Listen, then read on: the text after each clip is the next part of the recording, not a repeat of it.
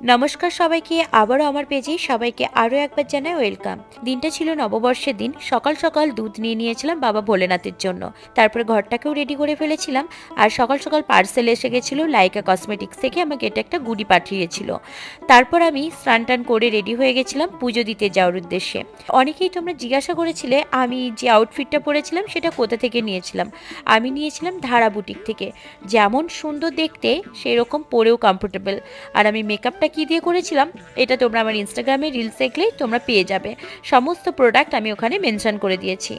আর এই যে এটা ছিল আমার ফাইনাল লুক। তো কেমন লাগলো তোমাদের লুকটা অবশ্যই জানিও। সালন এবং মেকআপ স্টুডিও দু জায়গাতেই আমি পুজো করিয়ে নিয়েছিলাম। খুব বেশি বড় করে পুজো নয়, ওই একটু ফল মিষ্টি দিয়ে ব্রাহ্মণ ডেকে পুজো করিয়ে নিয়েছিলাম। পুজো করার পর তারপর চলে গেছিলাম মা নিস্তায়নী মন্দিরে। আমার যে কোনো শুভ দিনে আমি চেষ্টা করি সবসময় হয় মা তারা মা, মা নিস্তায়নী মা, নাহলে মা রক্ষামাই মন্দিরে একটু